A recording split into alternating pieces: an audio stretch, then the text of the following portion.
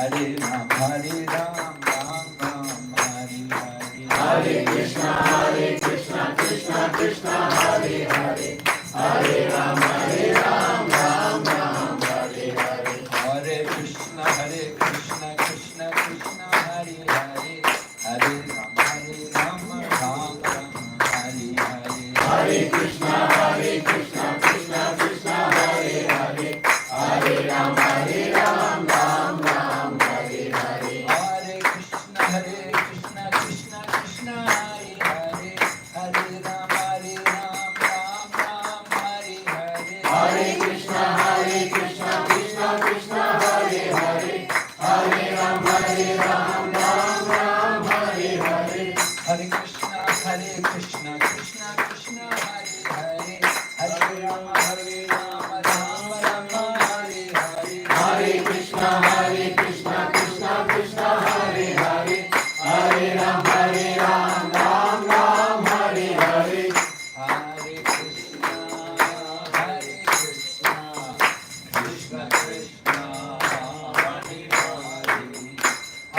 Rama, Rama Rama, Hare Hare. Hare Krishna, Krishna Krishna, Hare Hare. Hare Rama, Rama Rama, Hare Hare. Hare Krishna, Krishna Krishna, Hare Hare. Hare Rama, Rama Rama, Hare Hare. Hare Krishna, Krishna Krishna, Hare Hare. Hare Rama, Rama Rama, Hare Hare. Hare Krishna, Krishna Krishna, Hare Hare. Hare Rama, Rama Rama, Hare Hare. Hare Krishna, Krishna Krishna, Hare Hare. Hare Rama, Rama Rama, Hare Hare. Hare Krishna, Krishna Krishna, Hare Hare. Hare Rama, Rama Rama, Hare Hare.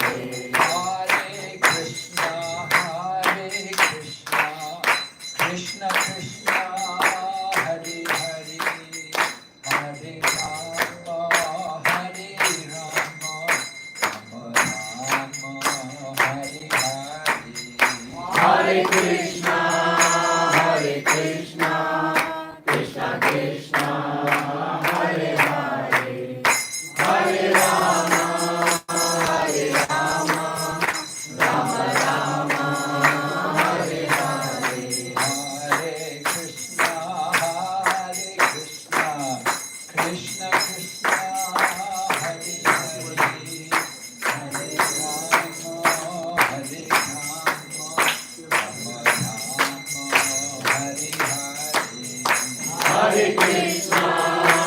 Hare Krishna, Krishna Krishna, Hare Hare.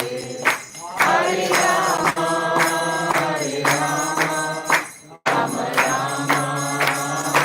Rama, Rama Rama, Hare Hare.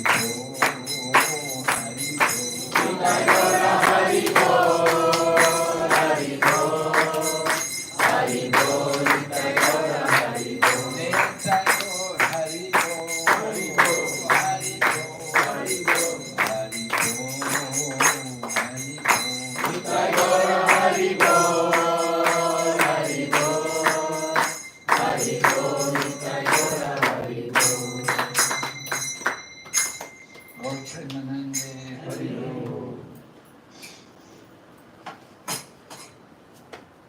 Om Namo Bhagavate Vasudevaya.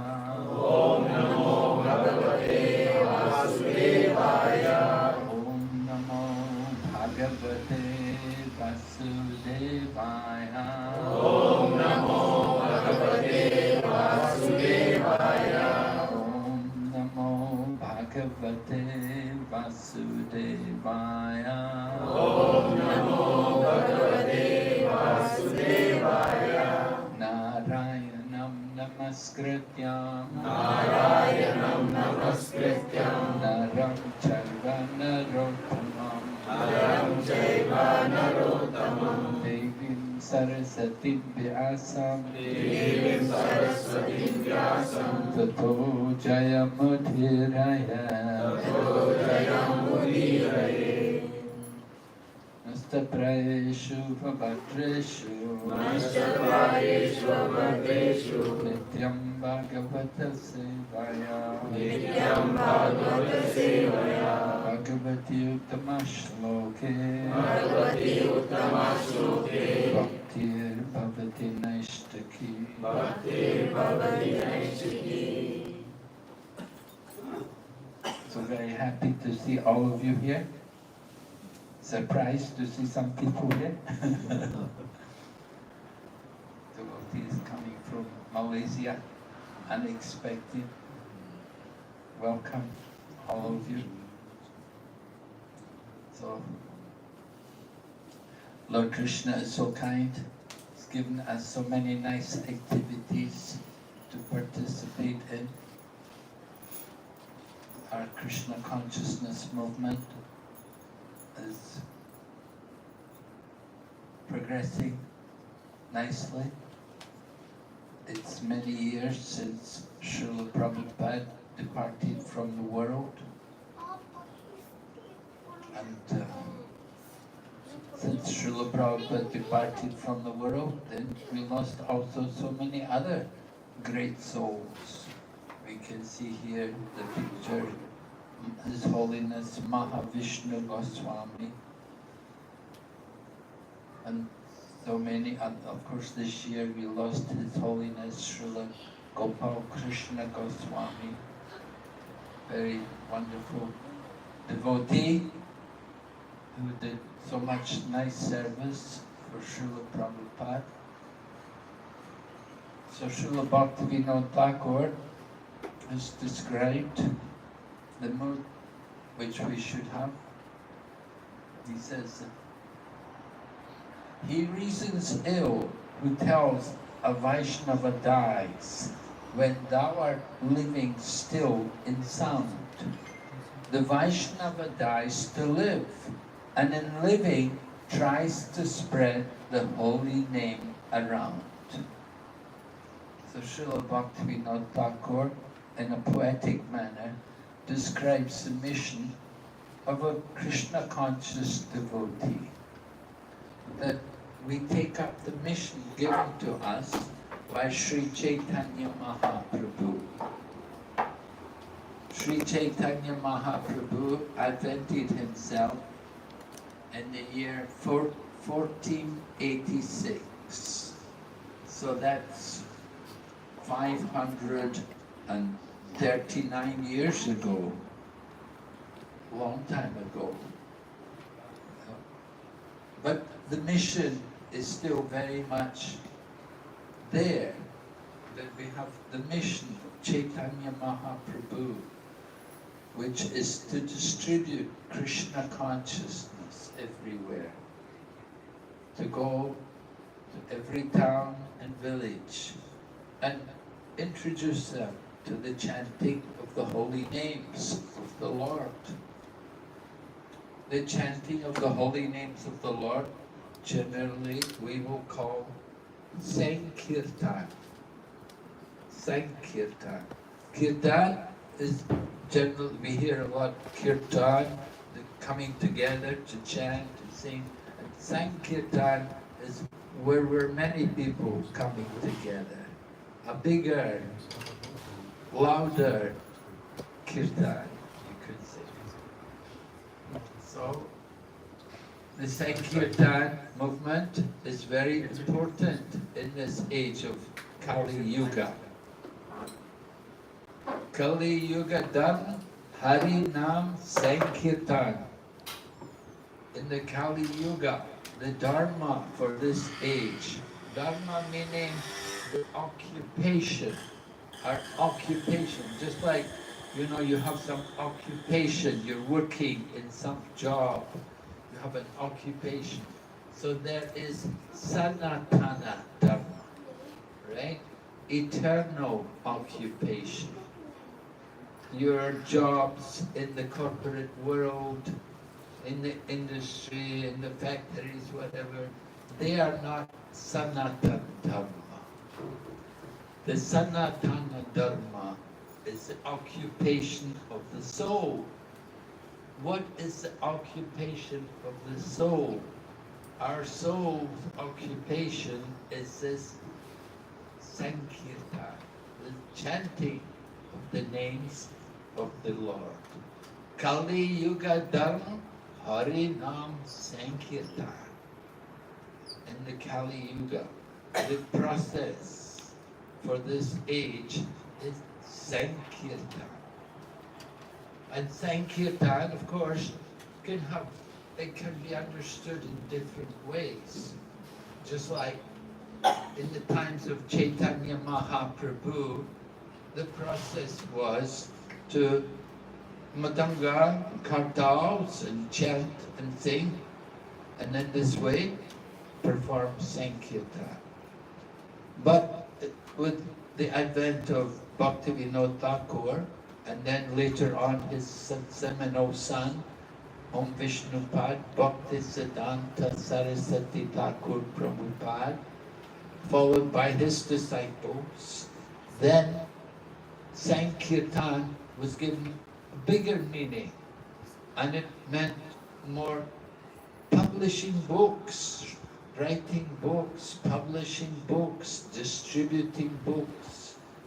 It became part of the Yuga Dharma to distribute. And Bhaktisiddhanta Saraswati, he had given the name Brihad Midanga. He called the printing press as the Brihad Midanga. We have Midanga, which is heard maybe in this building, you know, play Midanga maybe a few floors up, a few floors down. They can hear the Midanga, tatai, tatai, right? The sound of the drum. It goes. But the Brihad Midanga, the big Midanga, that is the printing press. And that sound can be heard all over the world. All over the world it can be distributed. And Prabhupada had seen, when Srila Prabhupada was traveling around the world, people would approach him and they would say, I got one of your books. And Prabhupada would ask them, where are you from? And Prabhupada would say, oh, we don't have any temple there. But he got the book. He got the book somehow. He got the book. And in this way, he got the message of Lord Chaitanya Mahaprabhu. So the Brihad Midanga, the big Midanga, the printing press, very powerful in performing Sankirtan. The Sankirtan of the holy names. It is said, Krishna Shakti Vininahi Tara Pravartan, that in order to distribute this holy name, there has to be that empowerment coming from Lord Krishna. Just like if you have a legal case, you have to go to court, you may empower a lawyer to act on your behalf, right? You ask the lawyer, you please go to the court, enter my plea into the court. The lawyer can go and represent the client.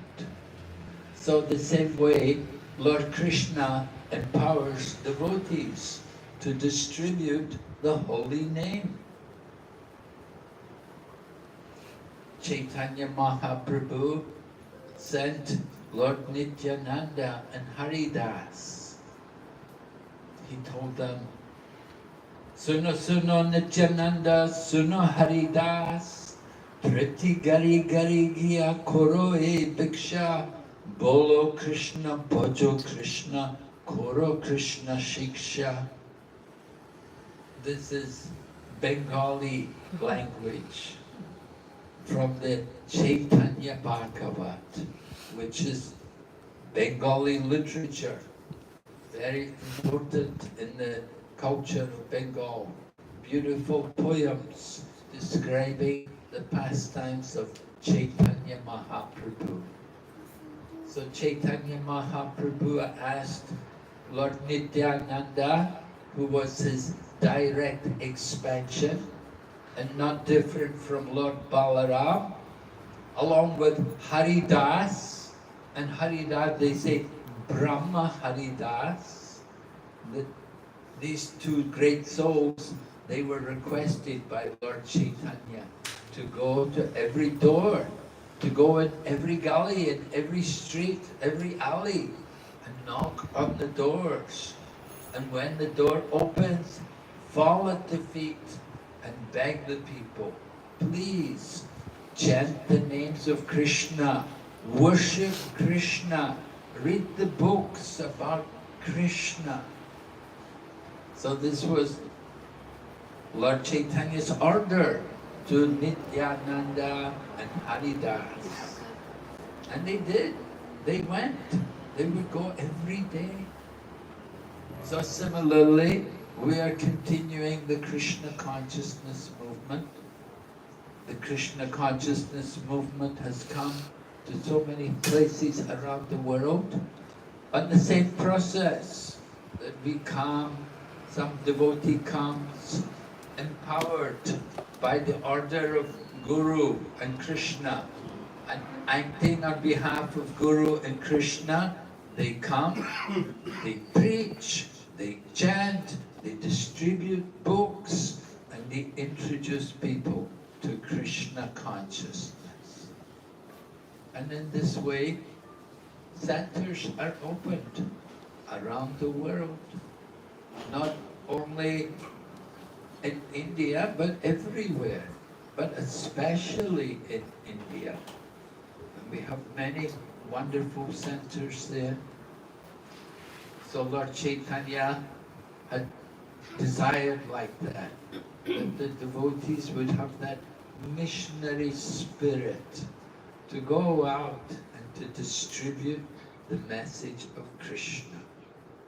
We don't want to keep it just simply hidden away. And we're not satisfied just to see our own self happy in Krishna consciousness. A devotee will feel compassion for others, that they have no consciousness of Krishna. Just the other day I was talking with one man and I asked him, I said, you know, you're getting older now. Are you thinking, have you thought about the future? Have you thought about your next life? I asked him, do you believe in reincarnation? And he said, oh yes, I believe in reincarnation. I believe in that. So then I asked him, I said, so, what is your plan for the future? Where are you aspiring to go in the future? And he said, well, I never thought about it. I've been so busy working, like most people. They're very busy working, trying to make money, put some money in the bank, make savings, in case when we get old, you need money to retire on. But what about the future? When we leave the body, Where are you going to go? What is your plan for the next life? We have to think about that. We should be thinking where to go. Where do you want to go? If you don't know where you want to go, then it doesn't matter. But we should think carefully.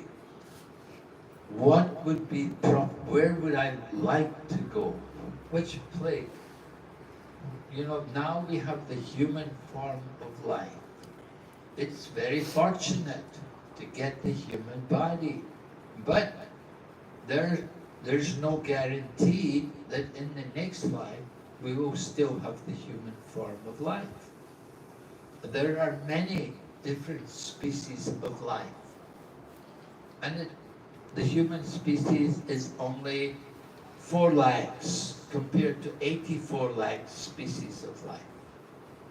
So there's so many other kinds of life. It's rare to get the human body. And if we don't use it carefully, then we waste it.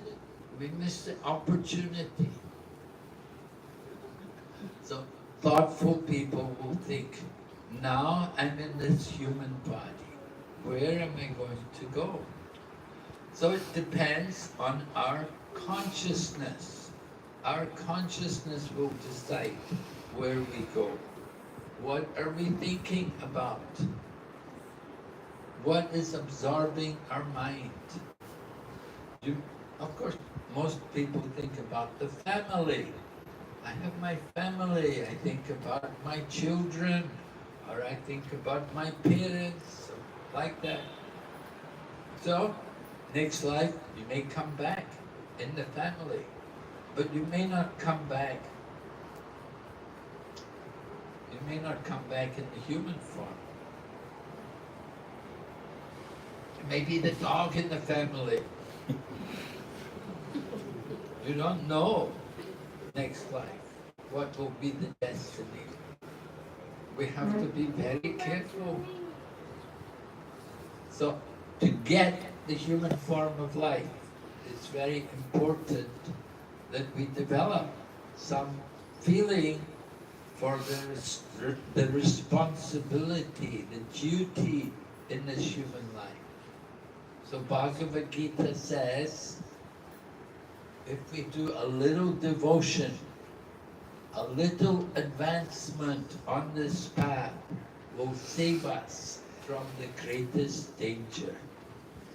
The danger is, now you have the human body, you don't know what you're going to get in the future. But if you do some devotional activities, then that can guarantee that at least you will get the human body. But still, we want to not only just get the human body, we want to get association. We need association with the devotees. That is very rare. The human body is rare, and even more rare is to get association with the devotees.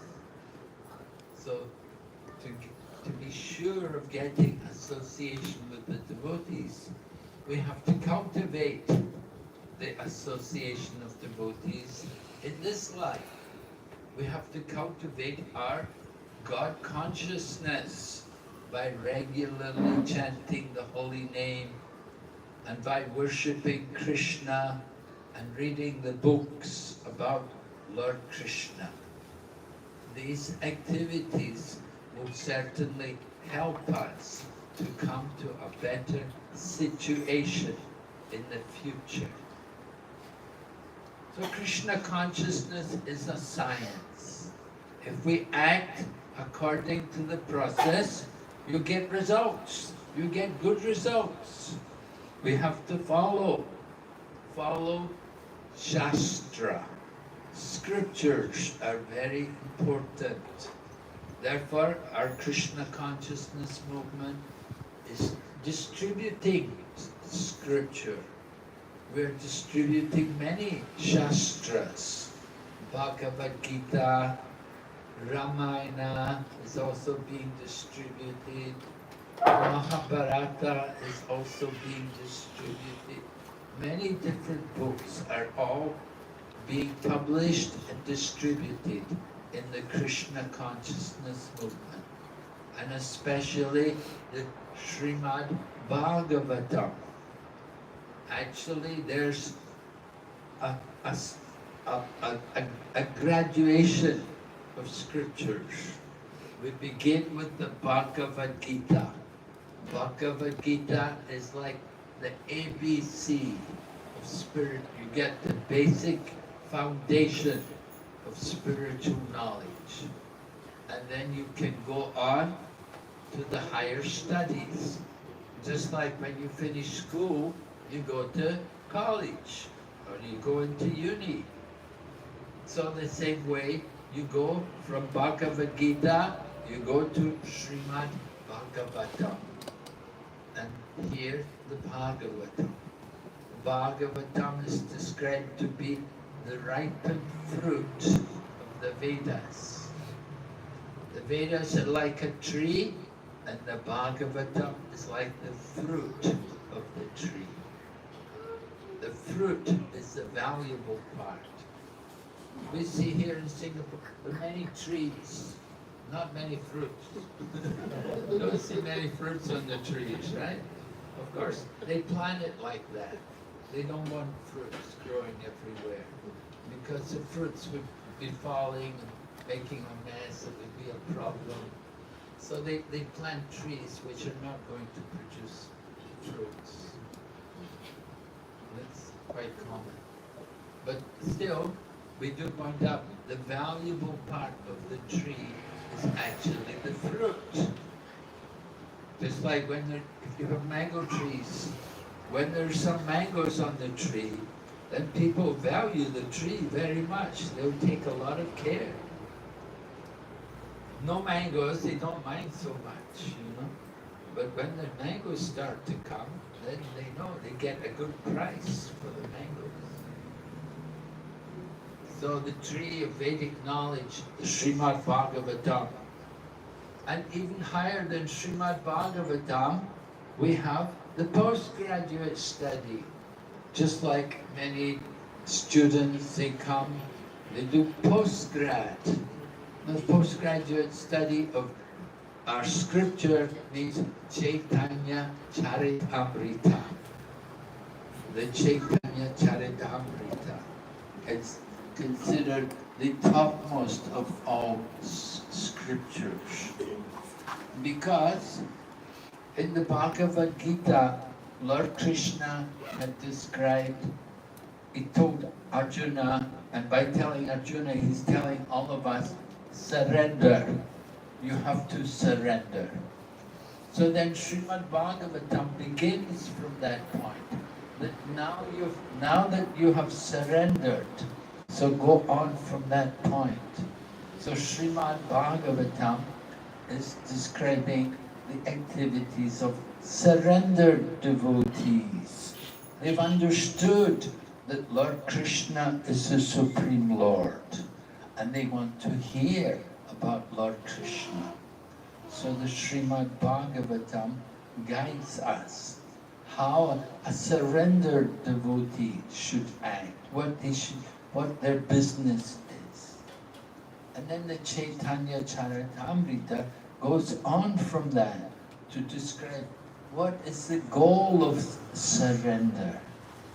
That now you've surrendered, there's something higher than surrender. It's not just only surrender, but there's a goal of surrender. And the goal of surrender is to develop Krishna Prem. Chaitanya Mahaprabhu would say, Prem Punarto Mohan. The goal of life is to develop love of God. So the Chaitanya Charitamrita focuses on this point, how to develop love for Krishna. Not only just surrender to Krishna, but love for Krishna. Love means service, engaging in service for Krishna, activities. It is not stopping activities. It is not going away from the world, but we stay in the world and we're very active in the service of Krishna. We're active with Krishna conscious programs, making nice temples for Krishna. Right? We want to make nice centers for Krishna and having nice festivals for Lord Krishna. Just like the next Ekadasi, next time we have this coming in December, the month of the Ekadasi will be the day Lord Krishna spoke Bhagavad Gita. So we celebrate that day. Lord Krishna spoke the Bhagavad Gita. It was an Ekadasi day. And we will gather together and we will read the Bhagavad Gita together.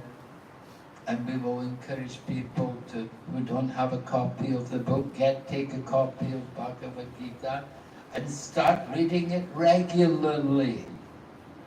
Alright, we should read the Bhagavad Gita every day. There's only 18 chapters. It's not really a big book. 18 chapters. You can read a chapter a day easily. And if you read one chapter a day, then just over a month, you can read the Bhagavad Gita twice. Read it again, read it again, read it again. When you've read the Bhagavad Gita 5-6 times, you start to know it, you start to understand it. In the beginning, when you think, oh, what is this? Oh, I don't know, I don't understand. But just keep reading and reading, and gradually it will all make sense. There was one young lady, an American lady, and she'd been reading Prabhupada's book, and she came to Srila Prabhupada, and she said to Srila Prabhupada, I read this sentence, I cannot understand it. Prabhupada said, read the sentence, let me hear. So she said, she got the book out and she read the book. She said, the moon was churned from the ocean of milk. So Prabhupada said to her, read it again. So the moon was churned from the ocean of milk. He said, read it again. The moon was churned from the ocean of milk. And then Prabhupada looked at her and said, now do you understand? And she looked at Prabhupada and said, yes, Prabhupada, the moon was churned from the ocean of milk. Prabhupada said, yes. So, like that, you just have to read and read and read it again.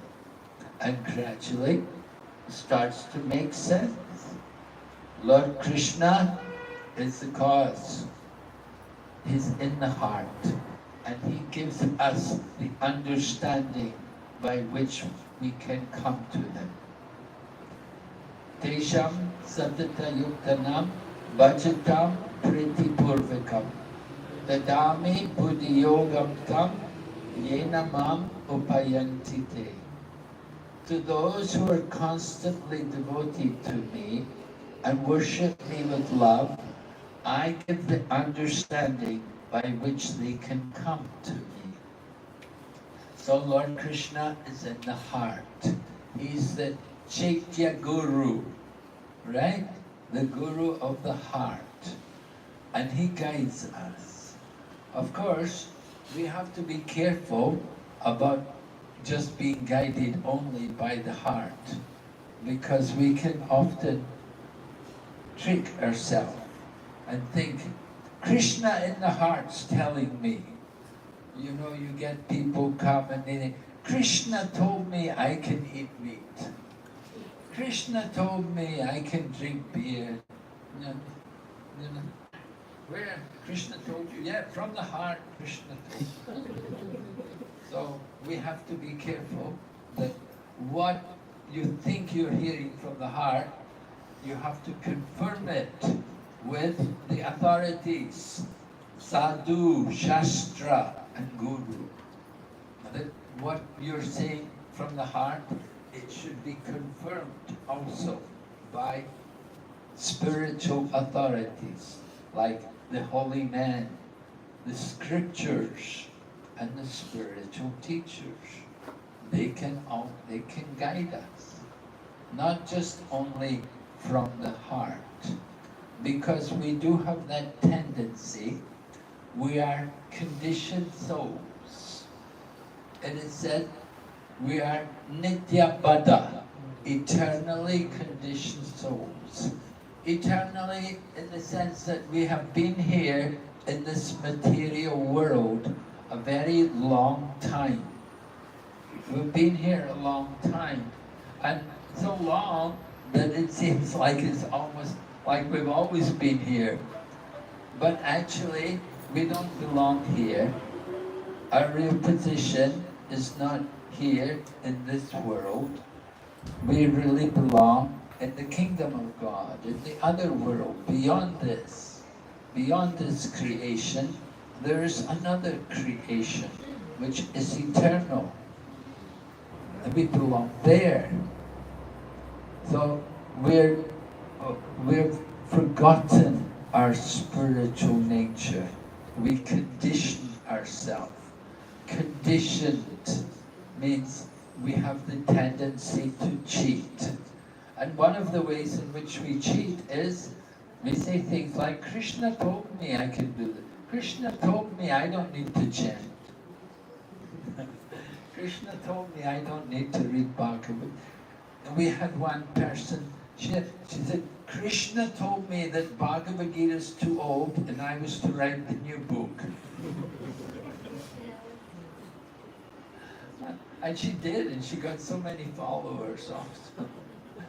So everywhere there are the cheaters and the cheated. You want to be cheated, you can find a cheater. So conditioned souls have that problem. They make mistakes, they're subject to illusion, imperfect senses. These are the defects of the conditioned souls.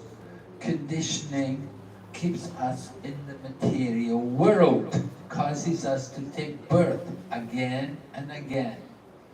But we can become liberated, we can become a jivan mukta, we can become liberated souls by taking up the process of bhakti yoga. If we engage in the activities of bhakti yoga, then quickly we can get free from the material energy and come to the transcendental platform. It's not very difficult to chant Hare Krishna mantra. It's not very difficult to follow the principles. I was distributing books in Thailand. Thailand is a Buddhist country. So one man asked me, he said, how many rules and regulations do you people have? I said, we have 4. He said, oh, only 4? He said, in Buddhism they have hundreds of rules. He said, hardly they can follow any of them. So that's what happened. You see, we have only 4 principles. Not very difficult, you see, to follow our principles. Conditioned souls. For conditioned souls, it's a challenge. But a little help, a little training, practice, and you can easily come to the transcendental platform. Krishna helps. Man proposes, God disposes, right? Krishna helps us. If we genuinely desire to get out of the bad habits which we have, which are keeping us in the material world, which are causing us to be conditioned, then Krishna can free us. He can take us out from this world of birth and death. He's very eager to help all of us get out and go back to our real home in the spiritual world. So Lord Krishna comes himself. He sends his devotees also from the spiritual world. They all come to teach us and to encourage us and to lead us back home, back to Godhead.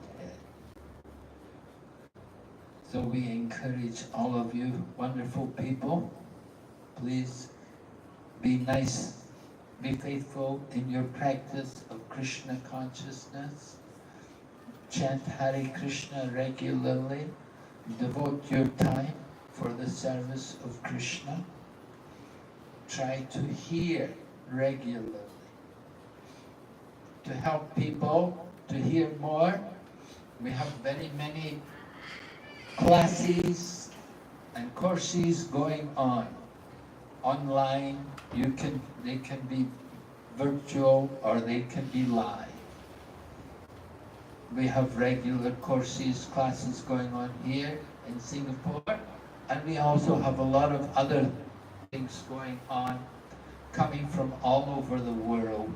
In all the different languages, you can be hearing Srimad Bhagavatam. The different centers, they're often all equipped with the proper transmission materials, and they have daily lectures on the philosophy. They're reading the Srimad Bhagavatam, Bhagavad Gita, and they're presenting this message, and everyone is invited. There's no charge or anything, it's all free. Anyone, anywhere in the world, they can join in and they can hear the lectures, the discourses which are going on.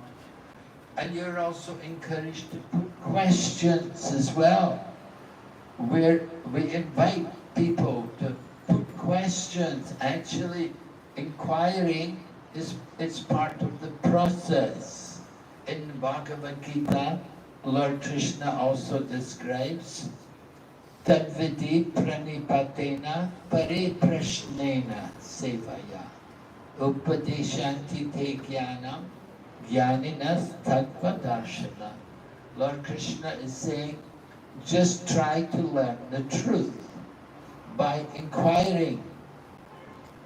By inquiring. Try to learn the truth, you have to inquire about it.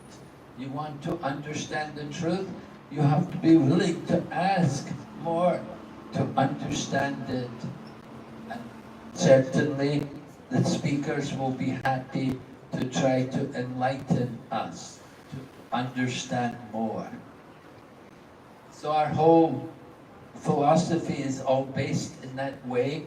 If you read the Bhagavad Gita, Arjuna is questioning Lord Krishna. And in Srimad Bhagavatam, Sukadeva Goswami is guiding Maharaji Parikshit, and Sutta Goswami is guiding the sages of Naimisharanya, and then Vidura is inquiring from Maitreya and Uddhav. And it's all questions and answers, inquiries. So it's very important, very valuable for all of us to hear and to take part in these kind of activities. So I've come here today to encourage all of you. You know, we like you all take more active part in this Krishna consciousness movement regularly. In your own home, you can practice Krishna consciousness by chanting the holy name, have kirtan even with your family. They say the family which chants together, then they advance together. And the family which dines together, shines together. You know, now in Singapore, everybody goes out. They're all going out to eat. But better is to cook at home. Home cooking is better than going out to some forbidden restaurant, cook at home, offer to Krishna, and then distribute to all of the family members. Nice prasada. So that is Krishna conscious program. That is real love. Real loving relationship is based on that kind of exchange. Offering prasadam and accepting prasadam. So we're so glad all of you have kindly come here today. Anyone has any question? Yes, people? You spoke about building temples. So why do we need temples? Already so many are there. Why do we need so many temples? So many are there? There are many temples already. How many temples are there? I don't think so many are there. So many big buildings are there.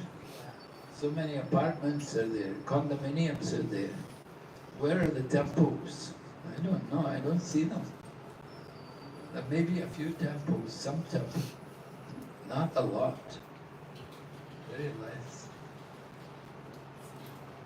But you have to understand the importance. Temples are places for education.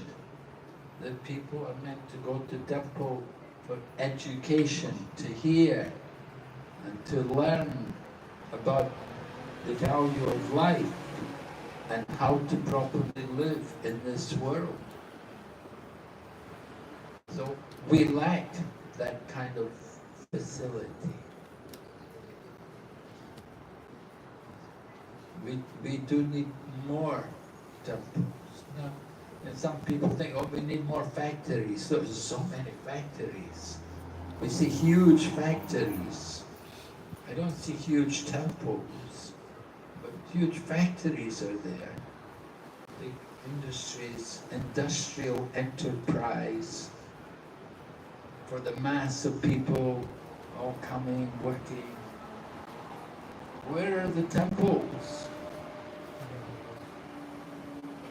Few temples. You have to search them out. Not too many. No, we need more. That is the proper use of wealth. If you have some wealth, you use it to make a nice temple somewhere. Or you use your wealth to distribute literature like scriptures. So, I think we need more temples. I would like to see more temples. Of course, temples, we need people also to be in the temple, to do service in the temple. It's not just build a temple and the temple is empty. But there should be people there to do the service, to help to maintain the temple. But Prabhupada said, put the temple, people will come.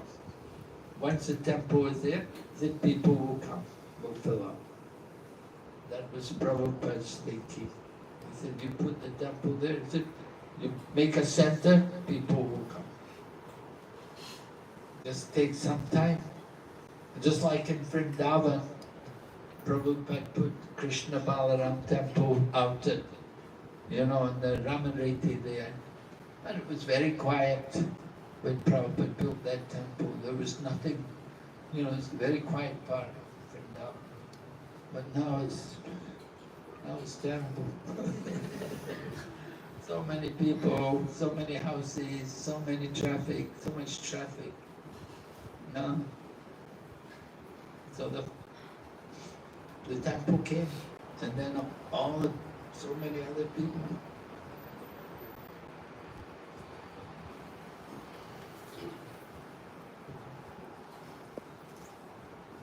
Yes, anybody else have any other questions?